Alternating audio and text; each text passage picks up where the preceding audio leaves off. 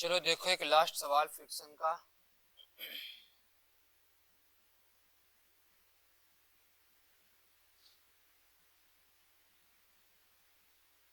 एक ब्लॉक है 2 किलोग्राम का, इस पर एक ब्लॉक रखा हुआ है 1 किलोग्राम,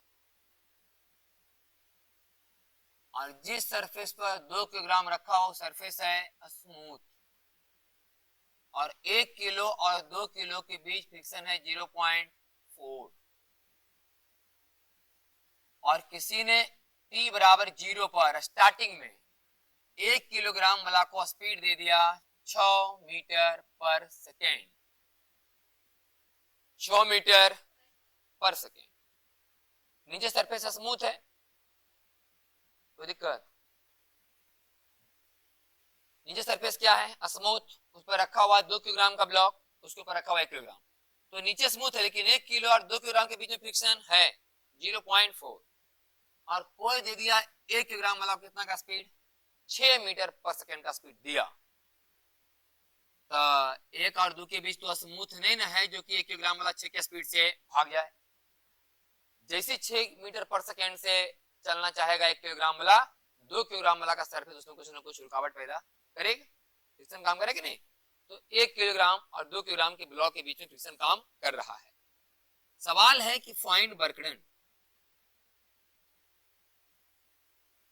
वाई फ्रिक्शन फोर्स। मान लें नीचे का नाम ए, ऊपर का नाम बी, तो friction force on A, friction force on B, और मान लिया जाए कि friction force on A plus B, मैंने नेट फ्रिक्शन फोर्स के द्वारा work, net work, total work, friction के द्वारा टोटल वर्क। अच्छा, ये सब बात हम जो निकालेंगे वर्क डन कहां से निकाल रहे हैं हम लोग?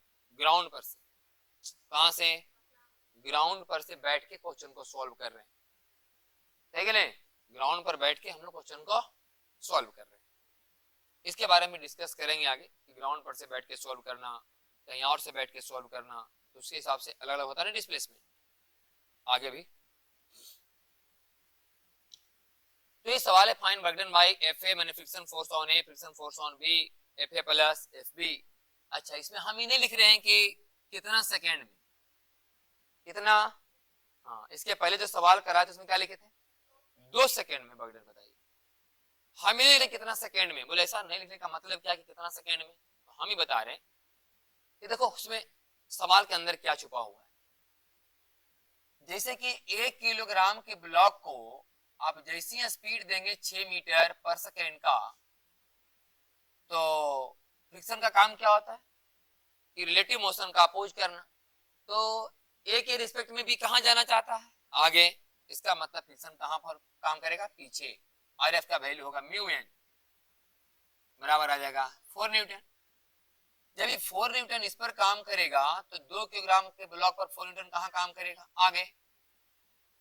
नीचे तो स्मूथ है एकदम, इसमें तो कोई रुकावट है नहीं, पूरा का पूरा यहाँ पर कई न्यूटन लग जाएगा? 4 न्यूटन। इस तरह से हम समझ पा रहे हैं कि ये जो 4 न्यूटन है पीछे की तरफ एक एक्सीलरेशन डेवलप करेगा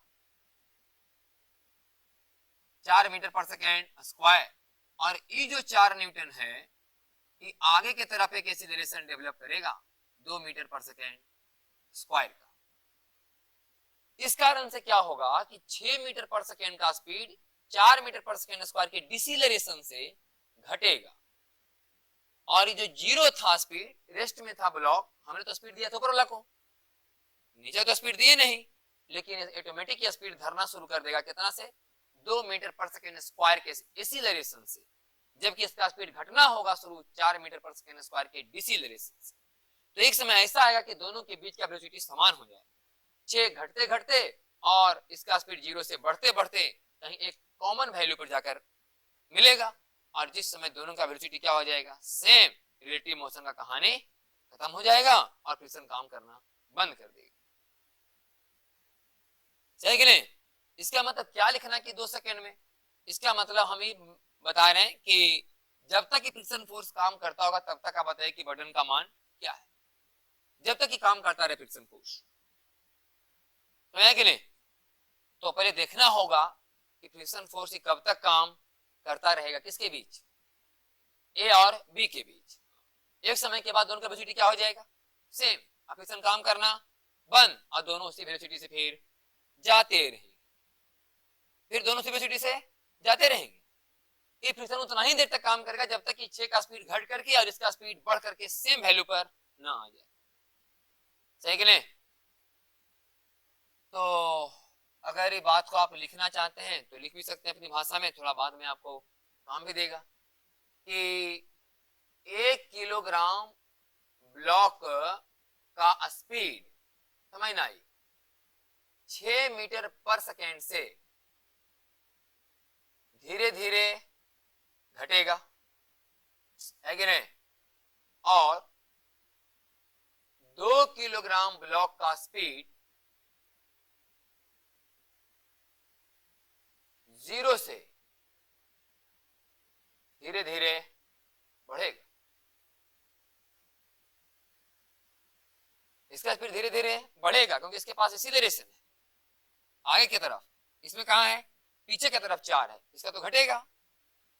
1 किलोग्राम ब्लॉक का स्पीड 6 मीटर पर सेकंड से धीरे धीरे घटेगा और 2 किलोग्राम ब्लॉक का स्पीड 0 से धीरे धीरे बढ़ेगा। जब किसी खास समय दोनों का स्पीड सेम हो जाएगा तब कोई रिलेटिव मोशन नहीं होगा, तब कोई रिलेटिव मोशन नहीं होगा, अर्थात फ्रिक्शन फोर्स का मान 0, friction force is equal to 0। तो दिक्कत क्या, दिक्कत हुआ? तो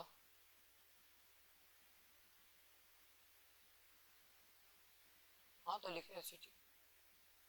जब किसी खास समय दोनों का स्पीड सेम हो जाएगा तब कोई रिलेटिव मोशन नहीं होगा, अर्थात फ्रिक्शन फोर्स का मान क्या हो जाएगा, 0 हो जाएगा। सुनो मैं हम बोले कि लिख देते फिर काम आएगा। सुनो यहाँ तो अभी देखना है कि कब इसका स्पीड बराबर पर आता है। हाँ तो हम मान लेते हैं, देखो यहाँ कि let T second, let after T second, let after T second 1 kilogram वाला का जो स्पीड है 6 मीटर पर सेकेंड, कुछ समय के बाद मान लो कि हो गया v मीटर पर सेकेंड, कितना हो गया? और 2 किलोग्राम का स्पीड जो कि अभी 0 था, 0 मीटर पर सेकेंड, वो भी मान लो कि हो गया v मीटर पर सेकेंड। हम अभी लिखे हैं कि कुछ समय के बाद ऐसा ही होने वाला है, कुछ समय के बाद 6 का भी स्पीड घटते घटते कहीं पहुंचेगा और 0 से बढ़ते बढ़ते कहीं पहुंचेगा, है कि नहीं? और इसमें एक्सीलरेशन कितना है, -4, और इसमें कितना एक्सीलरेशन, +2। ये 2 मीटर पर सेकंड से बढ़ रहा है, 4 से घट रहा है। तो बताओ कि कितना समय के बाद ये v पर आएगा? मान लो कि ऐसा होने में कितना देर लगा, 30 सेकेंड। तो यहां से तो लिख सकते हैं ना कि v बराबर 6 - 4t, और यहां से लिख सकते हैं ना कि v बराबर 0 + 2t। आगे दोनों मान क्या होना चाहिए, बराबर, दोनों तो v का वैल्यू है, इसका मतलब 6 - 4t बराबर 2t, इसका मतलब 6t बराबर 6, तो t बराबर 1 सेकेंड। मतलब हमको ही पता चल गया कि 1 सेकेंड में बर्डन निकालना है। कितना देर में? 1 सेकेंड में हमको बर्डन का मान निकालना है, क्योंकि 1 सेकेंड के बाद फ्रिक्शन काम करना बंद कर देगा। तो जितना देर फ्रिक्शन काम करो तो नहीं बर्डन निकालेंगे। अब देख लेते हैं कि 1 सेकेंड में कौन कितना डिस्टेंस ट्रेवल किया है। ध्यान सुनेगा, सुने तो डिस्टेंस ट्रेवल्ड बाई ए बराबर, ए कौन है, ये है नीचे वाला, ये है 2 kg वाला, तो यू तो 0 था इसका, और टी 1 सेकेंड प्लस हाफ, इसका एक्सेशन 2 और टी का स्क्वायर मतलब कि 1 का स्क्वायर, तो कितना मीटर आया, 1 मीटर। 1 मीटर चला कौन, ए। अगर बी के बारे में देखिए कितना हुआ डिस्प्लेसमेंट, तो यू का मान 6 है, इसका यू टी प्लस हाफ, ए की जगह -4 लिखाएगा, इसमें -4 ना, ऊपर ब्लॉक का एक्सेशन -4 था, और टी का स्क्वायर मतलब 1 का स्क्वायर मतलब 6 - 2 बराबर 4 मीटर। 4। और हम अगर बताएं कि relative displacement of B with respect to, तो आपको नजर आएगा 3 मीटर। नहीं, ए चला है 1 मीटर, बी चला है 4 मीटर, इसका मतलब बी जो है ए के रिस्पेक्ट में कितना चला, 3 मीटर। तो पहले हम नीचे का सवाल सॉल्व कर लेते हैं। कौन वाला, F A plus F B, F A plus F B. तो अगर हम तीसरा सवाल का आंसर ढूंढें कि बर्डन by net friction force, net friction, तो बताए थे कि माइनस लिख लो, दोनों सरफेस के बीच लगने वाला फ्रिक्शन फोर्स कितना न्यूटन था, 4 न्यूटन। तो 4 लिख लो और लिख लो रिलेटिव डेस बराबर -12 जूल, माइनस ये burden by net friction force, burden by, हाँ पूरा अगर फ्रिक्शन फोर्स का काम देखा जाए तो -12 जूल है। और ये बात ऐसे भी निकाल सकते हैं आप, पहला सवाल को सॉल्व कीजिए आप। पहला सवाल क्या कर रहा है कि ए पर लगने वाला फ्रिक्शन फोर्स ने कितना काम किया, ए कौन है, नीचे वाला, तो नीचे वाला फ्रिक्शन फोर्स कितना लग रहा था, 4 आगे लग रहा था ना, और कितना चला है 2 किलोग्राम वाला, मतलब ए कितना चला है 1 मीटर, तो 4 न्यूटन बल लगा, 1 मीटर चला तो 4 जूल, 4 जूल ना, 4 1 cos 0 बराबर 4 जूल। दूसरा कहता है कि बी पर लगने वाला फ्रिक्शन कितना काम किया, माने ऊपर वाला, तो ऊपर वाला पर तो 4 कहाँ लग रहा है, पीछे, और ये चला कितना 4 मीटर, 4 मीटर नीचे ऊपर वाला, ऊपर वाला चला 4 मीटर, तो 4 गुने 4 गुने cos 100 बराबर -16 जूल। तुम जोड़ के देखो तो आ जाएगा -12 माइनस, हाँ तो बर्डन बाई जो काइनेटिक फ्रिक्शन फोर्स होता है ना, पॉजिटिव भी होता है और निगेटिव भी, लेकिन नेट जो आएगा हमेशा निगेटिव आएगा। Burden by friction force positive भी आ सकते हैं काइनेटिक फ्रिक्शन का, और नेगेटिव भी आ सकता है। Burden by kinetic friction force is positive या, लेकिन burden by net kinetic friction force is always negative. सही कि नहीं, नेट काइनेटिक फ्रिक्शन फोर्स के द्वारा जो बर्डन होगा उसका मान हमेशा क्या आएगा, नेगेटिव ही आएगा। तो बस एक एग्जांपल ऐसा देना चाह रहे थे जिसमें कि रिलेटिव डिस्प्लेसमेंट अलग अलग हो। पिछला सवाल में कोई डिस्प्लेसमेंट नहीं था, रिलेटिव डिस्प्लेसमेंट दोनों समान चले थे, तो नेट बर्डन कितना था फ्रिक्शन फोर्स का, 0। इसमें देखो नेट बर्डन निकल के आ रहा है -12 जूल, क्योंकि दोनों समान चला नहीं।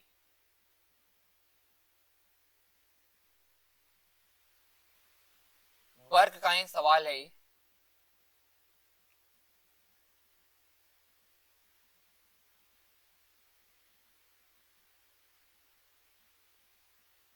इस तरह से मान लो कि टेबल का कोई किनारा है,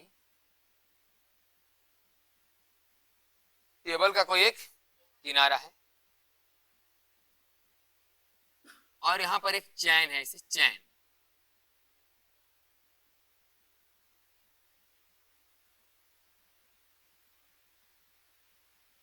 और इस चैन का मास है m और लेंथ है l।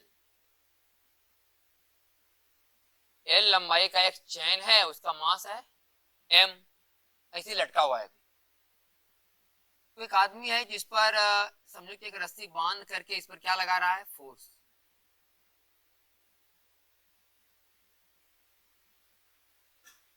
और ये चाहता है कि धीरे धीरे धीरे धीरे चैन को पूरा कंप्लीटली स्टेबल पर रख दिया जाए। इस तरह का सवाल बनाना और आसान हो जाएगा जब हम लोग धीरे धीरे एनर्जी में जाएंगे और पोटेंशियल एनर्जी का पढ़ाई करेंगे ना, तो सवाल सब और आसान हो जाएगा। लेकिन अभी सवाल बना लेंगे तो वही आसान नजर आएगा। तो मान लो कि एक टेबल है, एक चैन लटका हुआ है लंबाई का या मास का, ऐसा कोई पकड़े हुए चैन को, और धीरे धीरे चैन को कहां लेके जा रहा है, ऊपर, बहुत धीरे धीरे लेके जाना है। तो बताना है कि इस पूरे चैन को कंप्लीटली टेबल पर चढ़ाने में कितना काम हुआ, या कितना काम उस फोर्स के द्वारा हुआ। ये फोर्स ना, मैं कि नहीं, ये जो फोर्स लग रहा है यहाँ पर, वही फोर्स लगा लगा करके कहां लेके जा रहा है, हाँ फोर्स लगा रहा है इधर, और इस चैन को इन्फिनाइटली स्लोली इसको बोलते हैं, क्या बोलते हैं, इन्फिनाइटली स्लोली, मतलब एकदम धीरे धीरे धीरे धीरे चैन को फोर्स लगा लगा कर कहां ले जाना है, ऊपर, और अल्टीमेटली जो है क्या है कि चैन एकदम लास्ट में इस हालात में आ जाना चाहिए। चैन एकदम लास्ट में इस हालात में आ जाना चाहिए। तो चैन का जो सिचुएशन ऐसा है उसको इस सिचुएशन में लाने में कितना काम करना पड़ा, find work done by force,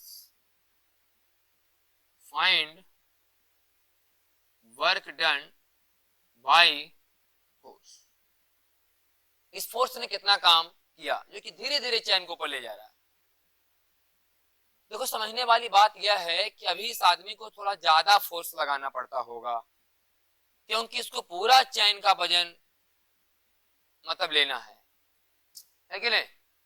अभी इस आदमी को ज्यादा फोर्स लगाना पड़ता होगा क्योंकि इसे पूरा भी चैन का वजन यहाँ पर पकड़े रहना है। mg कितना, जैसे जैसे जैसे जैसे चैन ऊपर जाता होगा वैसे वैसे नीचे तो वजन कमता जाता होगा, तो आदमी को फोर्स भी कम ही लगाना पड़ता होगा, है कि नहीं।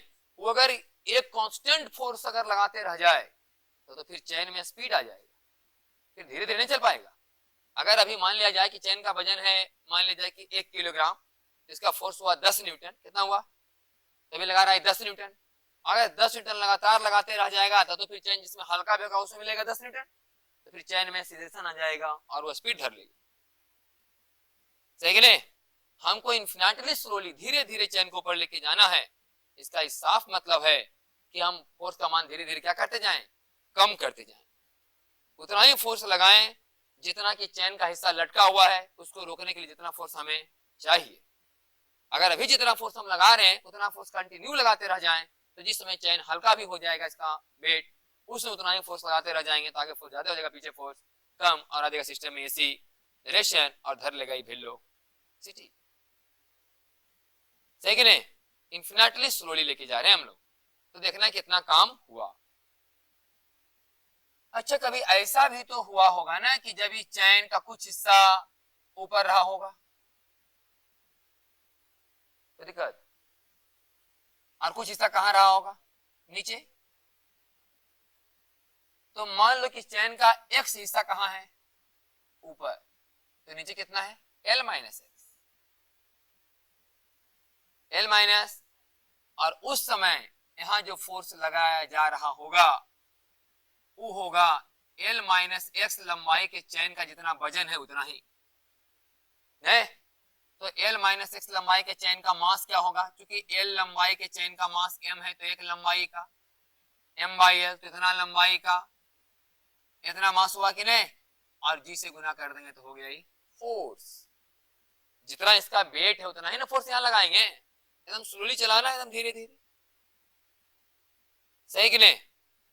तो हम फोर्स कितना लगा रहे हैं, m बटा l into L minus X into G, और मान लो कि एकदम यही फोर्स थोड़ा देर के लिए कांस्टेंट रह गया, कितना देर के लिए, इस चैन को कितना खींचने तक, dx, कितना खींचने तक, dx, एकदम हल्का सा और खींचे, और तब तक तुम मान लो कि फोर्स का मान क्या रह गया थोड़ी देर के लिए, कांस्टेंट, क्योंकि फोर्स का मान तो बदल रहा है।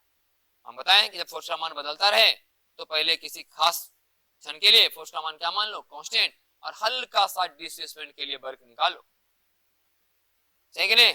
तो बताओ किसे dx और ऊपर खींचने में हम जो छोटा सा वर्क करते होंगे वो करते होंगे m बटा l into L minus X into G into dx, है कि नहीं, cos 0 डिग्री, cos 0 डिग्री, इधर ना खींच रहे हैं, फोर्स इधर, एडिशन भी इधर, लेकिन पूरा बर्डन निकालने के लिए इसका एंटी x बराबर 0 से लेके x बराबर l तक, शुरुआत में x है कुछ और बाद में x का मान कितना हो जाएगा, l, अभी x का मान x है, सही कि नहीं, ऐसे। तो जैसे भी सोचो, अगर यहाँ फोर्स सोच रहा है तो इधर डिस्प्लेसमेंट, सोचा कि यहाँ फोर्स लग रहा है तो इधर डिस्प्लेसमेंट, सही कि नहीं। तो कौन कौन बाहर आएगा, m बटा l इंटू जी, बचेगा l माइनस एक्स dx का इंटीग्रेशन 0 से लेकर के cos 0 1, m g by l, l का इंटीग्रेशन lx, x का इंटीग्रेशन x स्क्वायर बाई 2, 0 से लेकर के l तक, बराबर m g बाई l एक बार जहां जहां एल है वहां वहां एक्स देंगे, एक्स की जगह एल देंगे, L square minus L square by 2, zero देने से कोई फायदा, तो M G by L into L square by 2, L से L cancel, M G L by 2, M G L by 2। अभी थोड़ा याद रखो एम जी एल बाई 2, बाद में चल के जब पोटेंशियल एनर्जी का जिक्र करेंगे इस समय आपको मुझवानी उसमें आंसर पता चलेगा एम जी एल बाई 2 वाला, ठीक है ना। इस चैन को इंफिनिटली स्लोली ऊपर ले जाने में कितना काम करना पड़ेगा, M G L by 2, M G L by 2, ठीक है ना। ये सब डिस्कस करेंगे जब हम पढ़ेंगे पोटेंशियल एनर्जी। अभी तो एनर्जी में गए तो वर्क ही चल रहा है, तो वर्क वाला पोर्शन नहीं कंप्लीट करेगा तो एनर्जी वाला कंप्लीट होगा। मेन पढ़ाई वर्क का, तो एनर्जी में तो इसी वर्क को हम लोग खाली सजाते हैं अच्छे ढंग से, तो एनर्जी का पढ़ाई हो जाए। तो एक सवाल था हम लोग का, अब कुछ सवाल ऐसा करा देते हैं जिसमें कि फोर्स का मैग्नीट्यूड बदलेगा।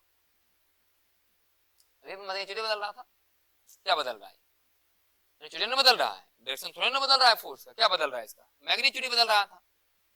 तो बहुत सा सवाल सिंपल सवाल भी है, जैसे कि मान लिया एक सवाल ही है कि मैग्नीट्यूड बदलने वाला ही,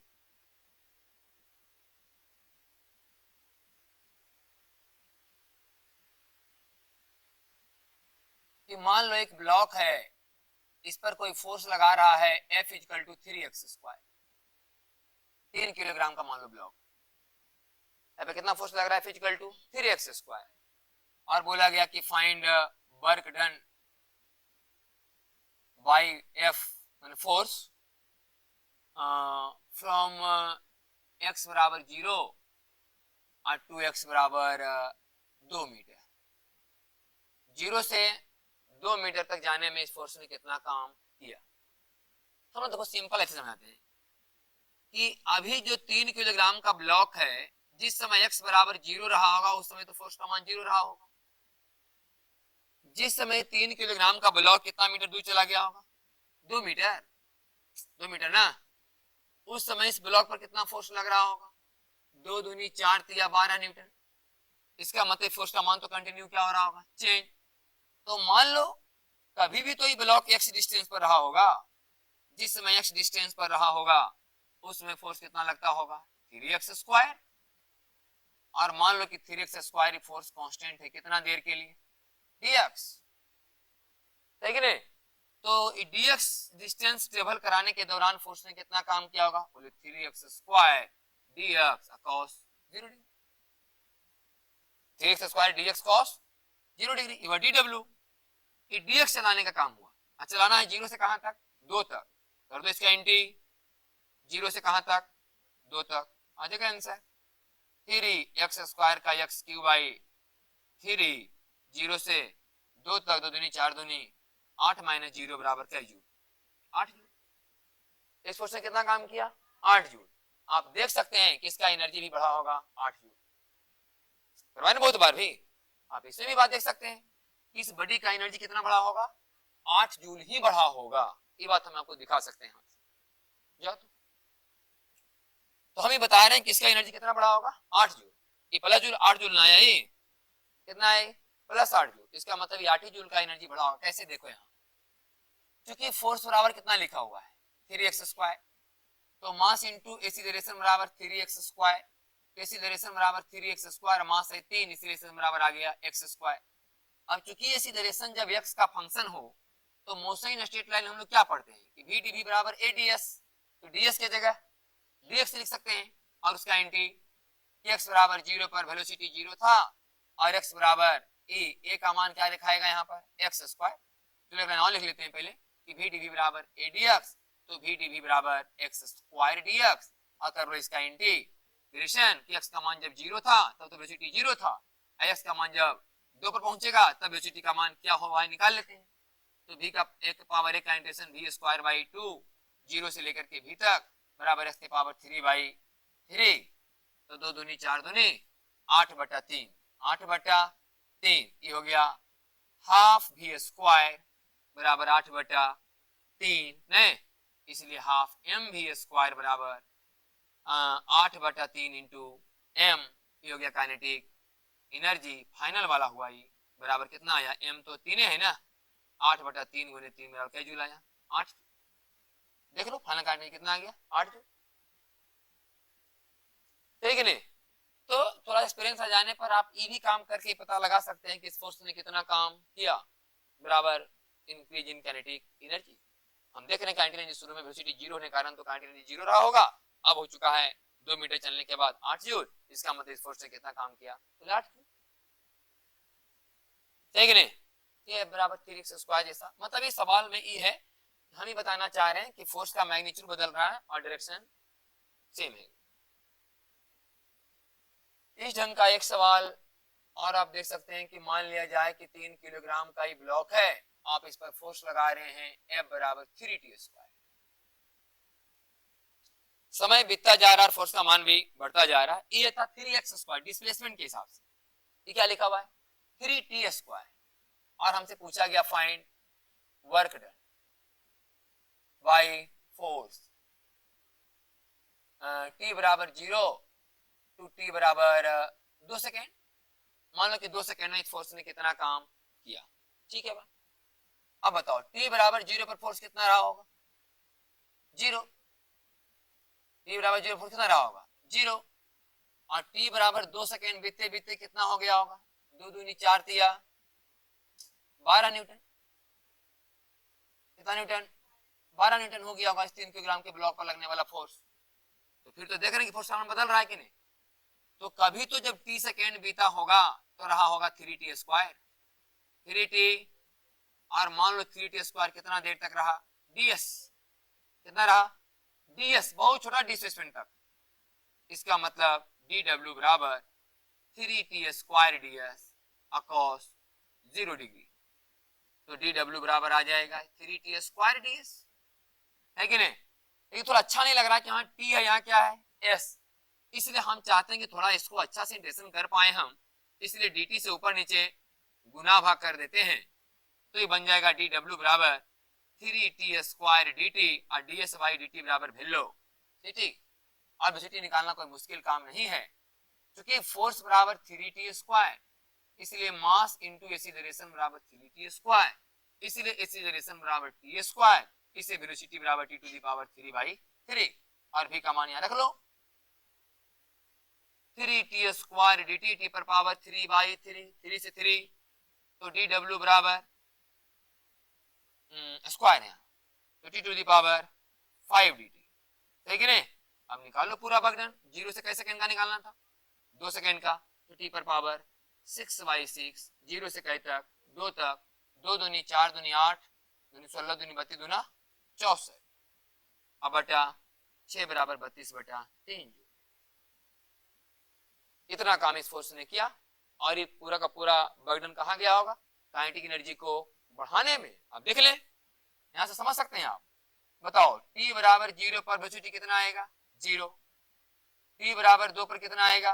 8/3। तो शुरू में काइनेटिक एनर्जी कितना हुआ? 0 और बाद में काइनेटिक एनर्जी कितना हुआ? Half mv²। हुआ तो आ जाएगा हाफ गुने 3 गुने 64 बटा 9, 3 तिया 9 32 दूना बराबर 32/3 जूल। देख लो पहले एनर्जी था 0, अब बाद में हो गया 32/3 जूल। ठीक है नहीं? मतलब जो फोर्स ने काम किया पूरा पूरा कहां चला गया? बड़ी काइनेटिक एनर्जी को बढ़ाने। सही है नहीं? तो ये जो हम आपको बताएं इसलिए ये सब क्वेश्चन करवा रहे हैं, जिसमें आप फोर्स का मैग्नीट्यूड देख रहे हैं कि बदल रहा है और डायरेक्शन क्या है? कांस्टेंट है। क्योंकि ऐसा ही हम लोग फोर्स कहां पर पढ़ते हैं? स्प्रिंग में। F बराबर kx, F बराबर kx पढ़ते हैं कि नहीं? स्प्रिंग फोर्स क्या होता है? F बराबर kx। इसका मतलब स्प्रिंग के द्वारा जो किया गया वर्कडन होगा वो ऐसा ही होगा। उसमें मैग्नीट्यूड क्या रहेगा? चेंज होता रहेगा और डायरेक्शन वही का वही रहेगा। तो हम क्या करेंगे जब वर्कडन बाय स्प्रिंग निकालेंगे? तो बोले kx dx का nt, ऐसे कि 3x² dx का nt, 3t² ds का nt, और स्प्रिंग का फोर्स भी वैसा ही होता है kx। और भी हम समझ रहे हैं कि x जो फार्मूला उससे साफ पता चलता है कि जैसे से x का मान बढ़ेगा फोर्स का मान भी बढ़ेगा। तो फोर्स वेरिएबल हुआ कि नहीं? उसका मैग्नीट्यूड बदल रहा है कि नहीं? तो फिर कर लेंगे हम लोग। सही कि नहीं? इसलिए 2 सवाल पहले करवा लिए ताकि अब हम लोग पढ़ सकें burden by spring force. Burden by हम लोग पढ़ेंगे बर्डन बाई स्प्रिंग फोर्स।